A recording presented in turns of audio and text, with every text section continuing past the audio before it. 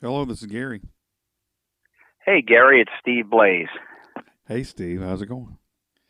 I'm good, buddy. How are you? Doing good. So you're in Louisiana. That's I'm in Mandeville. It's about a half hour from New Orleans. awesome. I'm in Bruton, Alabama. So we're I know. southern guys together. Yeah. Okay. Yeah, that's cool. Yeah, I'm trying to think if I've ever been. You said that's just outside of New Orleans. Yeah, there's a bridge um, that goes over the causeway. It goes over Lake Pontchartrain. It's called the Causeway Bridge. It's the Oh, longest yeah. bridge over water in Okay. the world, supposedly. Yeah. And right on the other side of that, on the north shore, of that is Covington, Mandeville, Oh, Slidell, and awesome. that's where I live. Well, I've been there because I used to work in the Oh, okay. oil field, and we worked all over the place. Out there. Oh, okay. Yeah. Yeah, you probably passed through many times. Oh man, that bridge. Yeah, I went across It's a that long bridge. one, man. Oh man, I was afraid. I was like praying we didn't break down because that was it. Yep. Awesome. Well, you're excited about a new album with Lillian Axw, right? How cool is that? I sure am. Um, Very much so. and the title From Womb to Tomb. Did you come up with that? That's pretty Yes. cool. That's pretty cool. Yeah. That's Yeah, I came up that's with that years ago. I don't remember where or how I heard it, heard of it, or came up with it, but it was probably about 10 years ago, 9 or 10 years ago. And I always knew, hey, next record, that's what I want to name the album. awesome. So it wasn't a sporadic last minute thing. It's been a while. Oh yeah, well it's catchy, that's for sure. Um, and the new album it comes out August the 19th, right? Yes, August 19th. Yep. Awesome. So now this is the first new album in 10 years, right? So why did it take so long to do another album? First studio record, we did an album called One Night in the Temple, which is a double CD Mm, acoustic. Whole band played acoustic live, okay. um, and then it was a DVD as well. Uh, so that was quite an undertaking. But that was probably about 5 or 6 years ago. And then we just released about 3 months ago an anthology record called Psalms for Eternity. Cool. And that came out, the new label that we just signed with Global Rock Records. We just signed a deal with them, and they put that out about 3 months ago to kind of acclimate everybody to the band. So it's an anthology. And then they reissued and re-released the whole catalog as well. Awesome. So that's out there also. That's cool. Wow. Yeah, That's a great way to introduce fans to the music. Yeah, absolutely. so that's the way you do it, man. Yeah, That's throw it. it all out there. Totally cool. So is this album? I've been listening to some of the songs. Is this a concept album? Would you say? Yes, it is a concept record. It's not your traditional concept album, like based around an event or a story, so to speak. It's based from about the events of my life loosely, and the lessons and observations from birth of the child all the way to ascension after passing away into heaven or Cool. wherever the individual goes next. Cool. Uh, and it's about all the learns. It's chronological in the things that I went through and learned throughout my life, and I think that they relate uh, easily to. I think these are lessons and ideas that everyone goes through and learns, whether it's in the same timeline or just at different places. Everybody's journey is different, but I think they're things that we have all observed and learned throughout our lives. So in that, it is concept about the human condition from birth to ascension. So cool. Yeah, the breathe song. That's a cool intro to start off everything. Oh, Yeah, I really thank like you. that, man. Did you get a chance to listen to the whole thing yet? Yeah, I've listened to some of it. I'm still kind of, as I was having some time, I had another interview I had to do, and I was trying to listen to, some of Right, them. And but I really enjoyed and see. I remember, Lillian Axw from back in the day. Different, right. different kind of sounds, still cool. And I was like, man, this is pretty cool stuff. So yeah, what I've heard is really good stuff. I'm just saying. Thank you. Thank Yes. you. We're very proud of it. I think it's our epic opus album. So we're overly proud of it. But it's we've been around a long time. We have our own unique style and that we've developed over the years, and I think this has kind of been the culmination of all of that. Yeah. So we're thrilled about it, man. Really happy. Yeah. I'm sure you are. That, like I said, the guitar work, by the way, just phenomenal. Just Thank you. crazy good. Appreciate that. Yeah, it's really good Thanks, stuff. man. So how was it recording this album? How was the process of recording and everything? How did you get it together? We went to a different studio. This one's recorded in Jackson, Mississippi, which is about 3 hours from where we live, called Malico. And the head engineer there is Kent Bruce, who used to be on our crew years ago. So, we've been talking, and Kent was always like, man, y'all need to come do the album Malico. I was like, okay, great, we'll come check it out. So a couple of years ago, I said, look, I want to check this out. I want to go work with Kent and see how we click. And we went in there and we recorded a song called The Weeping Moon, which is a bonus track on the anthology. And we released it by itself. And at that time, I discovered how amazing the studio was and how amazing Kent was and how close we were together mentally on music and how to create the next Lillian Axw record. So we've been recording it, on and off intermittently for the last 3 years. And we did it song at a time, and we did it in chronological order. So the first thing we ever recorded was Breathe. Then I took it, because I wanted to be in the mindset of whatever's next on this album, whatever in my life I went through next, I want to focus on that. So I wanted the whole recording for me to be growing and learning about rehashing my whole life piece by piece in the order that I learned it coming up. Cool. And so we didn't do, for example, a lot of bands will go in and do all drums, then all bass, then all guitars, and all vocals. We did it song at a time. So we concentrated on that song, and it kept everything, like each song has its own unique sound to it and its own unique flavor that fits, and we were able to concentrate on that particular song and not worried about just getting all the drums down and all the guitars down and that kind of stuff. We were putting our focus strictly on that one song until we had it finished. Wow. And we wouldn't move on to the next song until it was done. Wow. That's interesting. I like that. That's really cool. Thank you. Wow. So how did you come up with this idea that you wanted to do something about your life, and how with other guys like in the band, how did they go along with it? Saying like you tell them, hey, I want to do this. How did they take that? Well, they all these things. For example, let's take a song, "The Golden Dragon." The Golden Dragon is about when a child's probably, I don't know, anywhere from the 6 to 10-year-old range, when you really start to realize about life and observing mankind around you, when the introduction of bad things in life, you start to realize, oh my, it's not all, fairy tale. Right. It's like, oh, you know what? So-and-so died. Oh my God, my dog died. Oh, I'm learning about death. I'm learning about, oh, that's a bad person. Oh, this is a bully at school or whatever.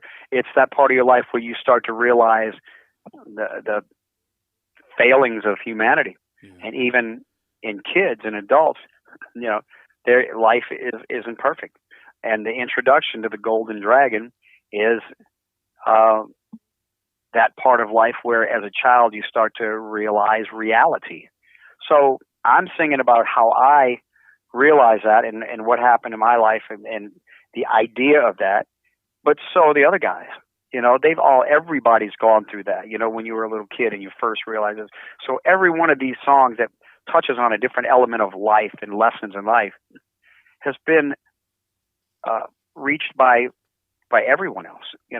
When I sing about love and no problem and just unrequited perfect love for your child or your spouse or your friend or mom or dad or whatever, everybody's experienced love of some sort. Sure. At some time in their lives. So it's not like this is just about, some weird thing that happened to Steve when he was 8. No, it's not about an incident. Although I do touch on a couple of incidents, particular things, it's about those observations. And even in the songs where I talk about like the fall of the human condition and the great deception, I talk about those things and bring them to attention and how they frustrate me and anger me. But I also have on the other side of the coin and lyrically about the power in overcoming them and dealing with those things and not letting the bad elements in life overcome you and becoming victorious and fighting against them.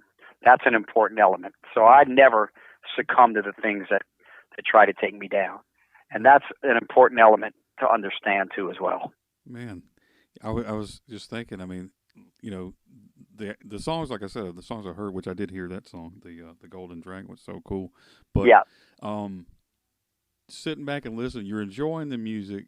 It sounds great, and it's like a self-help book, like audio book that you get, yeah. you can soak in, right? I mean, it's not just a bunch of junk. You're not just saying a bunch of stuff. This is your personal feelings about some legitimate stuff. I love that stuff. Yeah, it's things that I want people to go, you know what? I feel that same way. I understand it. And the music's so powerful and so epic that, the important thing, why do you think soundtracks work to movies? I mean, because they emphasize that particular scene. There are no lyrics. The lyrics are actually whatever verbiage is being spoken in the movie or whatever, but they work hand in hand. When you take lyrics that mean something and put the music that match to emphasize those ideas, it's like a soundtrack to a movie.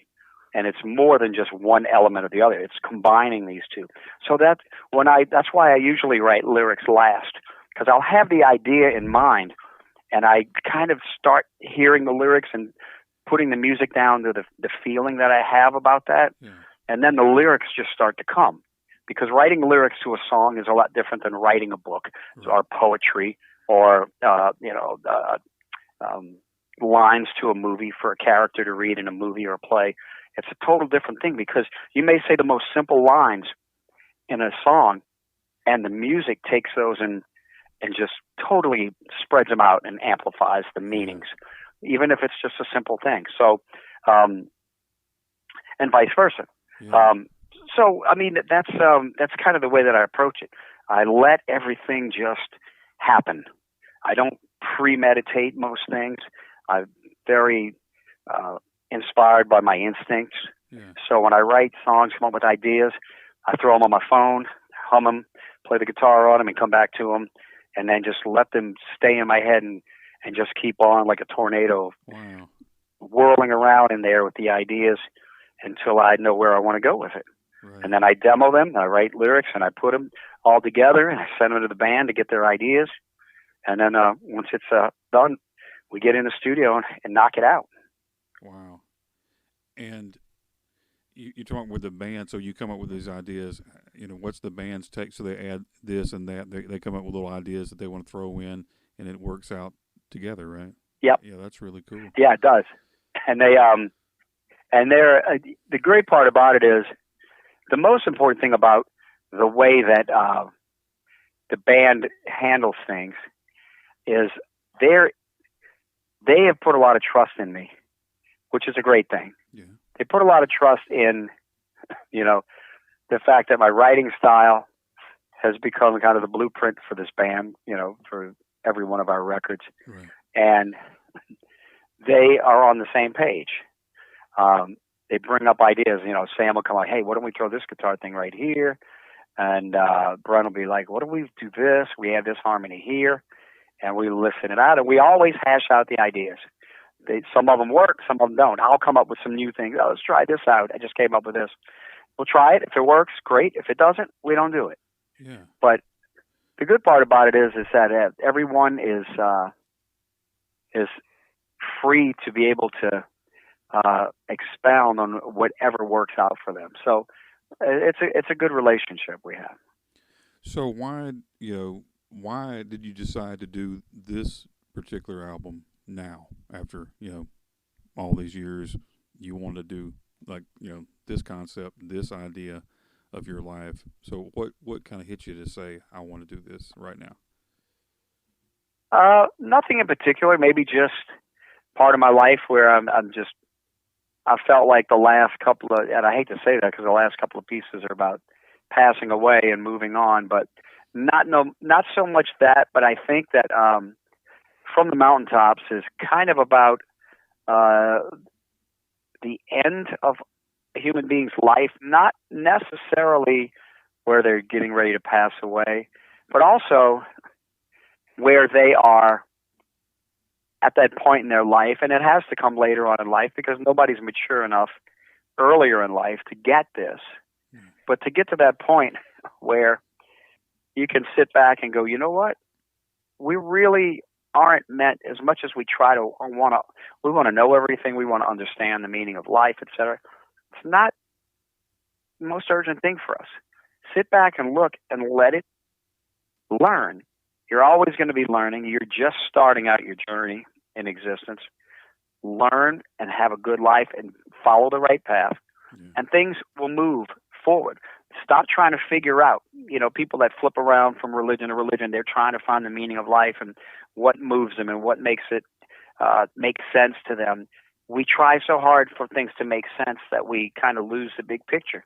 We're not meant to understand everything. If we were, pretty much be no excitement or no passion or no need to move forward. So sit back and just enjoy it. I'm kind of at that point in my life where I'm kind of closer to understanding that more than anything.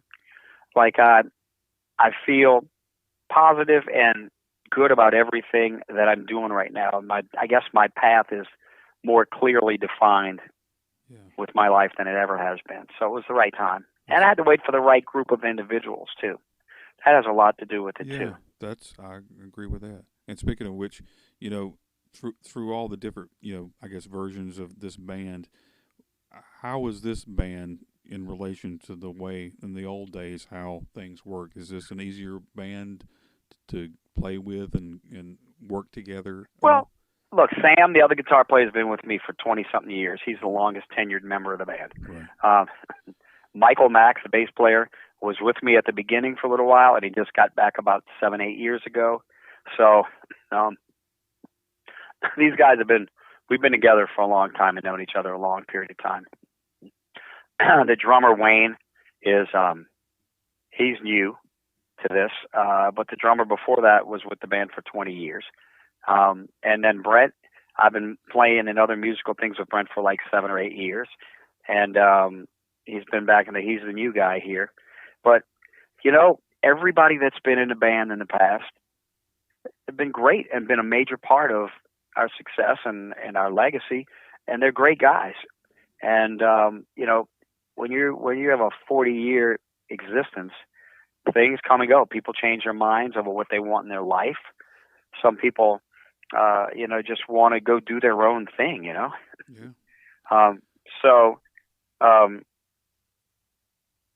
That's what's happened in the past. But I am, as far as like the personality and the overall, just fluid and care for each other, and on the personal and musical side, I am more content. I think it's the most complete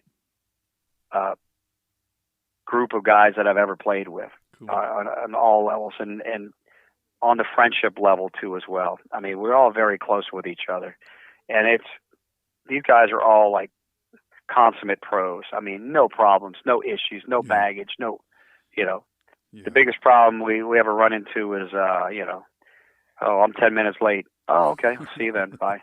Right. I mean, these guys are pros. They have it together all the time.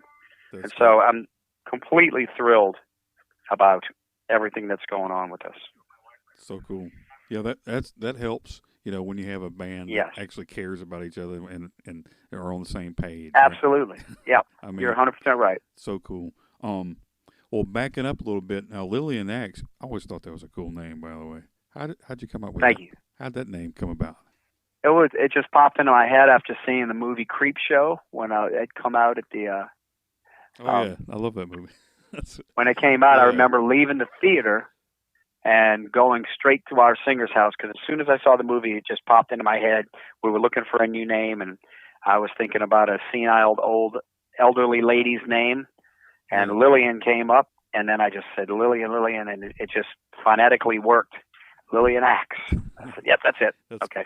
So I went to the singer's house, and I said, I really hope you like this name, because this is it. So, and it worked out, and everybody liked it, fortunately. So yeah, it's catchy. It's catchy like your new album title, but that you got. Well, you know how names are. I mean, think about some of the silliest names in the world. Things you never. They become who they are by the entity, by the music. The music makes the name. I mean, think about it. Look, I mean, Weezer, for God's sake. Weezer? Yeah, right. Nobody would think that was even a cool name, but it is cool now because you know about the band and you know the music, you know the band. So it's like, yeah, that's cool. That's Weezer, you know, or Stone Temple Pilots or Guns N' Roses. I mean, it's like, it's just what works. What does the band think is the right name? And, you know, what's in a name? You know, who knows? Right. Well, it works. It really does work. And back it up once again, whenever Lillian Axw, you know, when you first started, you know, back in the day, your first album was produced by the late, great Robin Crosby of Rat. Yes. Can you talk about working with him in those days? Sure. Well, before we were signed, we were asked to open up a string of dates with Rat, Queensryche, and Poison because we were such a strong draw that the promoters wanted to put us on to sell tickets. So we did a bunch of shows, and after the second show, their manager, Rat's manager, Marshall Burrell, called me and said, hey, Robin really liked the band. He wants to produce your album, but you guys want a record deal? And I was like, well, what do you think? So, of course. So we got signed by Irving Azoff at MCA Records and then went to do our first album with Robin that he and I talked, and he really liked the band, and we went to Cherokee in Los Angeles and cut the first album. And Robin, I was one of the sweetest, nicest guys you could imagine. It's a damn shame what happened to him. Yeah. But he was big-hearted, very kind. You know, he was just, we got along really, really well.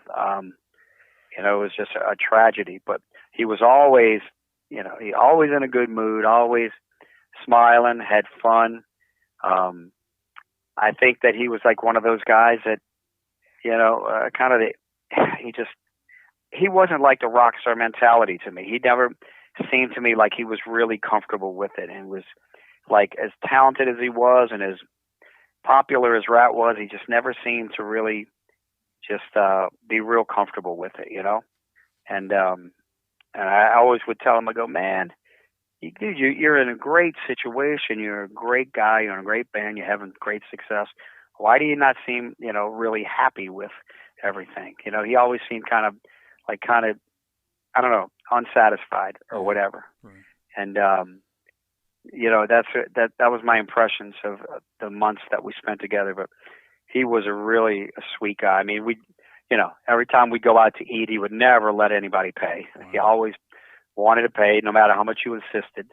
And he was just a good soul. And he was one of those guys you wanted to see not fall to the tragedy, you know. Yeah. He didn't like one of the guys that, hey, he was one of the ones that didn't deserve that kind of stuff, you know.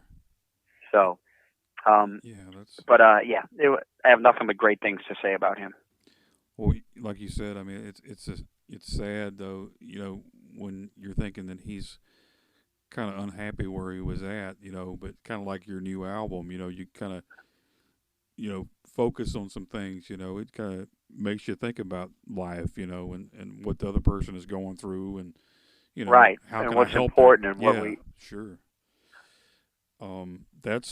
I guess that's what it's all about, you know. It just, you know, the other guy might be going through a lot of stuff, and maybe just understanding and helping and seeing kind of, you know, what they're going through and kind of talking about it, you know. Yep, I agree. And you don't realize sometimes that some of the most simple things can help somebody, you know.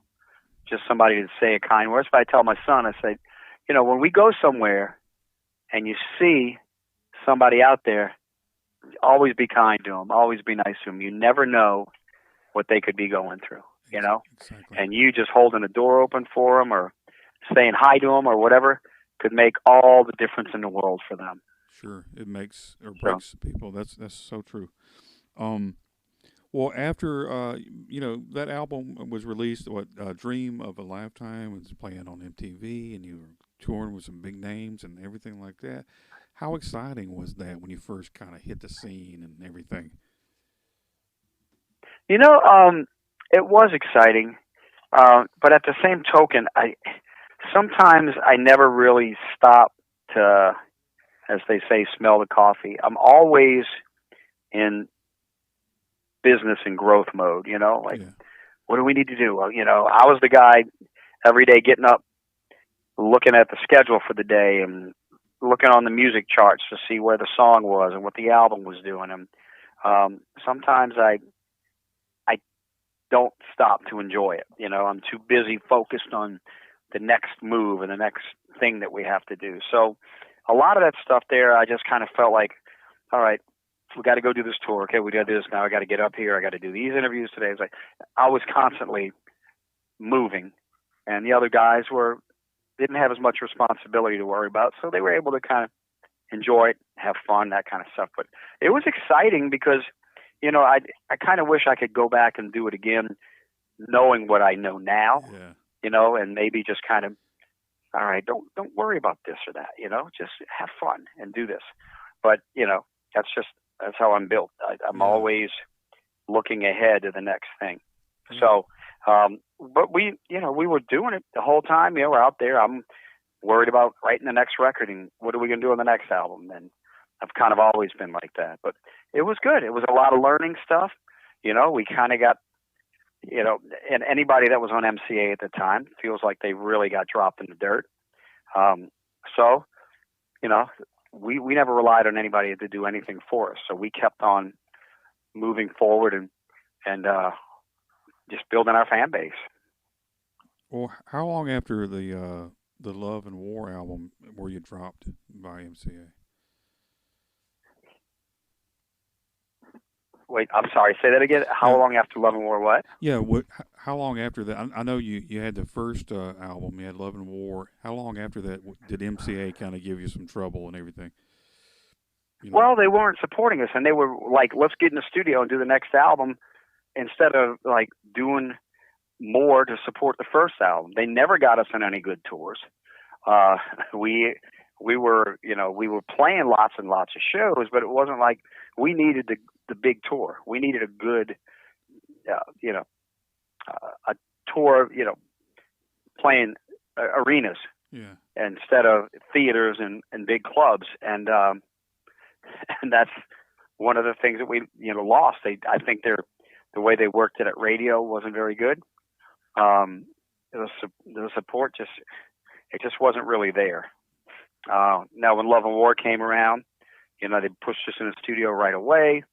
We did that album, and Show a Little Love, uh, that song right there started off really well. yeah, And I remember the head of the radio department promotions head telling me, this is going to be a huge hit. This is going to be a monster hit with blah, blah, blah, blah, blah, blah. right. And that was it. They put it out for a little bit and they stopped working it. And then they didn't release really another single after that. It was like flip-flopping and not like really honing in on something and working it hard. Wow. And before it, just like with a lot of other bands in MCA, they just dropped the ball. Okay, yeah, all right. Well, we worked it for a month. No band's albums break in a month. Yeah, How long did it take for Guns N' Roses to break that album? took a while. Yeah, There were people saying that album was years. dead. Yeah, Yeah, yeah, and but somebody kept on pushing and pushing and pushing, and you see how it exploded. But we never had that. We just kept going from one thing to the next, and things would start to get good, and then a bad decision from our management or from our record label. So that's why we just signed our 9th record deal. So yeah. because and not getting it right. Well, exactly. But did you? Except for I think the new label is on track to really be a great benefit and a good partnership for us. Well, that's real good to know. But did you find out the little details and what the bottom line were these guys, why they were doing all this stuff and dropping the ball? I mean, No, I mean, there's no way to really tell, to be honest with you. Sad. It's a big machine. You know, I mean, we have certain decisions that we think that were bad, like what singles they decided, what they, you know, when True Believer was a top 40 single off Poetic Justice album, and the album was selling really well. They didn't do a video for MTV. That's crazy. They decided, let's do another single instead of staying on that one, and wanted to do No Matter What, which is a cover song. Yeah. We did 2 covers in our whole career. That was one of them, and they did a video for that. But that's not what we want. I guess they look at, oh, well, Van Halen broke with You Really Got Me. But that's one unique situation. There were plenty of other songs that would have been much more effective as a single from us after True Believer than doing the one cover song on the album. So, bad decision. Bad decision. Well, that was a different label too, right? That was IRS, right? Yep, that moved to Grand Slam IRS, and then the same thing. They did the same thing. You know, we have some success and things are building. Let's go do the next record. Oh, come on, man. Everybody we're doing records and releasing them a year apart from each other. Wow. How about let's work this thing for a year or two, and then quit putting me in the studio to do records when I need to be out on the road touring and supporting this one. We'll get in the studio at the right time, but not right now. That's right. That's what they did. So, was that a lot of the record company, or was that the management doing all that too? Combination. Wow. Yeah. Because I mean, I was listening to that, and I remember those songs from back in the day.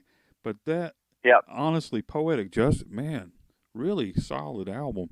That should have been like, you know, why wasn't that like huge? You know, I mean, for those reasons that you said. But I mean, that should have been really. It should have been. We have a lot of records that should have been huge, and it was all down to the mechanics. It was down to the machine. You know, I mean, look. Take the Pet Rock, for example. Remember the Pet Rock? Yeah. It was a rock, and they sold it as a pet. Sold millions of Pet Rocks, right. And it was a rock. Why? Rock. Because they put it in everybody's face, right? Because they advertise it, and they put it out there as the greatest toy of all time or whatever. You can have your own Pet Rock. Right. It was a freaking rock, and they still sold the hell out of it. That's true. So, you know, with the right marketing and putting it in people's face, if you have a decent enough product, it will move people. There is a large move. You can't give up on it. You can't just work something for a month or two and that's it. That's right. I mean, it's a constant thing that you're having to do. Yep. And you're very business oriented, right? So you knew a lot of the stuff. Maybe you should have took it over and said, "I'm going to do all this stuff," right? Would that have been hard to do? Yeah, but you know what? It's really hard to do that. It's really hard to manage yourself because you come from different angles. You want somebody that's business savvy. You want somebody that has some pull and somebody that understands the business that isn't an artist, that makes those decisions for you or works with you to make the right decisions, not based on your ego or your creative side or whatever. You have to work it as a business, and it's very, it is really simple if you can get the cooperation. But at the time, we didn't have the right leadership. We were out there, we're on the road, we're playing, I'm writing, we're doing records, we're out there doing what you guys want us to do, but you're not doing your side. Wow. So sad, and the fans don't understand what's going on. They're listening. They just want you to play. They just want to see you play, and they want to hear your music. That's right. And I guess that was the thing with your 2 record labels. You went from this one, and same thing happened. And I guess you learned from all that stuff, right? Looking back. Oh yeah, like I said, this is our 9th deal. This is the 9th record deal I've had since then. Wow. From majors to independents. But global rock is really, so far, is really impressing me, and very happy with them so far. We'll see. That's good. I'm I love the guys we're working with there, and well, as soon as this record comes out, we'll see what happens. But so far, so good. Well, you can tell them, make a list of things those other guys like MCA said, don't do this, this, this. Make a Well, I think checklist. that's why MCA isn't in existence This anymore, is true. and That's true. you know, most of these I don't think any of these labels we're on even exist anymore. That's a sad thing, but that kind of shows you what what they're all about. It's business. Yeah. Oh, look, most labels don't last long. Yeah. There's very few Right. that survive, and that's business. Period. Yeah. So totally understand. The album after Poetic Justice, Psycho Schizophrenia. Yep. That I noticed. I've been listening to a lot of the music and going back, reflecting, which I recommend everybody needs to go back and listen to the back catalogs to appreciate the whole sound. But it sounded like y'all were changing your music style at that point. Were you trying to adapt to the grunge kind of thing going on back in the day? When that? No, not at all. It wasn't. Not okay. at all. Okay, that's good. Good. If you take, if you listen to the first album and listen to songs like "Waiting in the Dark," "Hard Luck," those were songs that were an element of my writing and what the band was about. Right. As time goes on, you change a little bit. I shouldn't say change because it's all the same on the inside. Yeah. But you evolve and you create new things depending on your life experiences, and that's what was happening. We weren't by any means. I mean, I didn't, think, grunge is happening right now, so let's go ahead and let me try to do that because that's definitely not a grunge record. Yeah. It's a more expansive,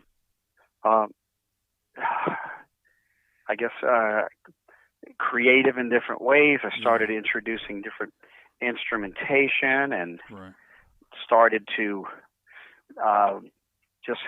I felt when I wrote Psycho Schizophrenia, the way I did when I wrote this album, it was like there were no boundaries. Right. It's like I'm just writing, and that's how I always feel. Some people say, well, this album sounds like this. Did you do this? And I was like, no, I never think about that. That's good. I just write songs. Right. I write songs. Now, how we record them and what the melodies are and how they come out in the studio, it's going to be a direct reflection of who we are right at this point. Right. And that's the whole thing. It's like, some of the songs on this record, the last two, From the Mountaintops and Ascension, are two of the most emotionally charged, positive songs I've ever written. They have brought people in the car with me listening to them to tears several times since I've let few people hear it. Yeah. It's powerful. I listen to it, I tear up. Yeah. And that's because of the emotional element to it and what it means and the way it was recorded in the song itself. It's like, I listen to that and I'm like, man, this is the best stuff I've ever written. I've never felt this moved before by my own stuff and by this band's creation. And so, but why did I write that 20 years ago? Because I didn't feel like that 20 years ago. Right. Right. I wasn't thinking about, where am I right now with this part of my life? No, because I was at a different point. Right. So, never think. I think that's one thing that a lot of people don't understand. I think some bands may purposefully change the tone of their record a certain way to try to fit a motive or whatnot. Right. We've never done that. I write a song that I think is a moving, great piece that works for this band, and we go record it. Yeah. How it comes out is how it comes out. That's so cool. So there's no premeditation in how we need to ever make a record sound or what I need to write about. It just comes out. That's great. That to me, that's as real as you can get. There's no, like you said, there's no boundaries. There's no little mold. No, there isn't. That's why there's perfect. Look, I've got a song in this album that's 2 minutes long, and then we've got a few of them that are 7 minutes long. A few that are 3 or 4. If I get the message out and it works, then that's how long the song is. I don't think about, I got to write a really short one for this, and I got to write a really long one at this point. Right. No, I just write it, and this is how it comes out. When it's done, it's done. It's like so much is created without even, with any kind of like boundaries or skeleton to follow. I just do it. I sit down, think, I play the stuff, I sing it, I hear it in my head, we demo it, we get together, and there you go. That's how it is. That's really cool. That's so many, like you said, so many bands have like a cookie cutter type thing, or they try to be a certain way, but to be so real and to be so, outside the box and doing your own thing, you don't really have to answer to anybody. But right? And that works for some bands. Take AC/DC, for example. Exactly.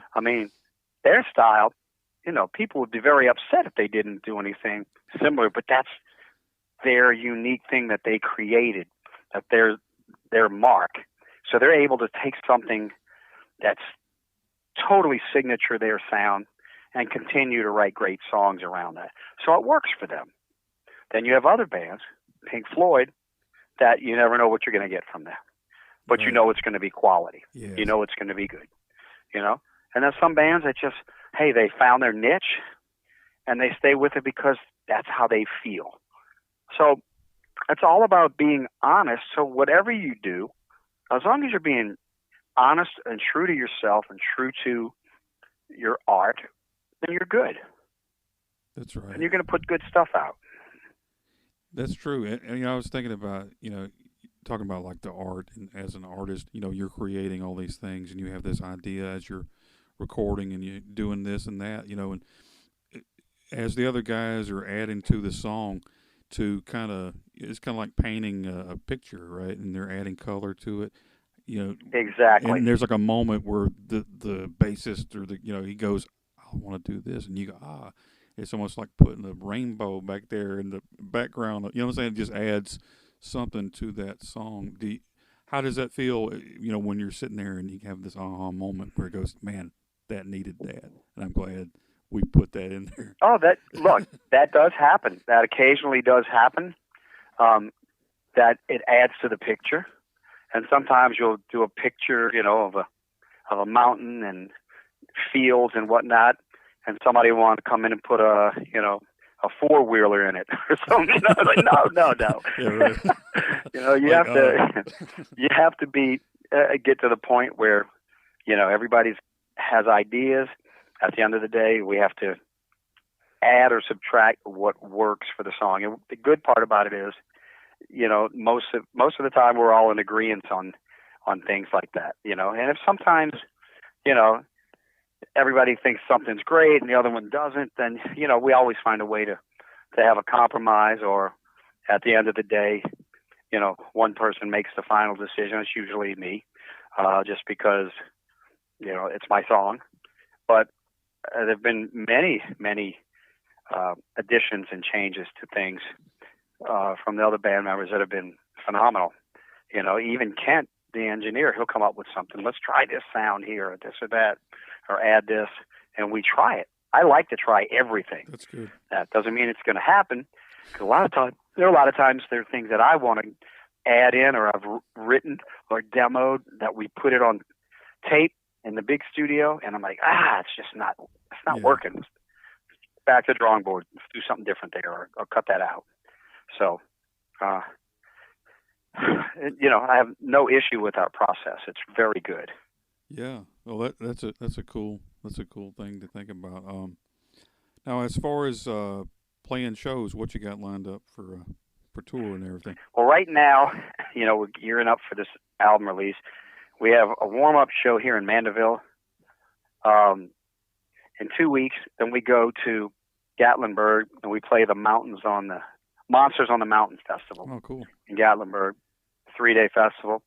We play on the first day, because the second day we have to drive to Atlanta to fly to the UK to do a string of dates in the UK, Scotland, Wales, and England. Wow. Cool. And we're excited about that. We do 7 days in a row, and we get on a plane and come back home. Go to Atlanta, drive home. We have a festival coming up in Minnesota, and a couple of shows lined up, but we're kind of waiting to see what happens in the next few weeks to figure out touring schedule and what we're going to do as far as shows are concerned moving on. So we'll see what happens with the new record coming out. So we have a video coming out for I Am Beyond probably in the next week to 2 weeks, and then we'll take it from there. Awesome. Yeah, I know the fans are excited, and from the fans from your beginnings all the way to now, they can look at, like you said, they got the whole collection they can go through and listen to and appreciate. Yeah, they've got Psalms for Eternity just came out. That's an anthology. 3 discs. The first disc is like I guess you would say the single or the most popular song from each record. True Believer, Misery Loves Company, Show a Little Love. The second is like a deep cut from each album. And the third CD is a ballad from each. And then we have bonus tracks on there too. So it's a kind of a time capsule of the band. Wow. Going from the most recent studio record to the first. See that? So it's a good way to kind of get a introduction if you're not familiar with us. Yeah, that's awesome. They can buy those together, get that collection, and then get the new album. Man, you'll have the whole package. And then you're covered. That's so and cool. Our entire catalog has been reissued, so everything's easy to find now. That's cool. Yeah, I mean, like I said, everybody needs to appreciate the music, and you know what? Change or not evolving, I guess you said, is not such a bad thing when you stay true to what you're doing. I guess that summarizes the whole idea. But such a cool thing to do, positive. I'm all about positivity, and that's an awesome thing, man. Absolutely. Well, I appreciate you talking to me. I'm looking forward to that album. That's coming up on the 19th, right? Going to be released? August 19th it's released. It's available for pre-order now on the label site and on Amazon, but you can get it, digitally you'll be able to get it on the 19th. So I suggest people get the actual CD because it's got all the lyrics and pictures and it's a great packaging.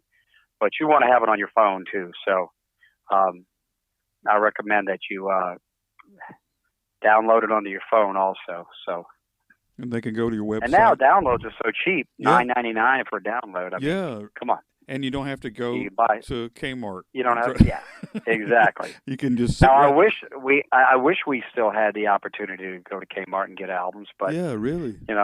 I miss those days. I miss.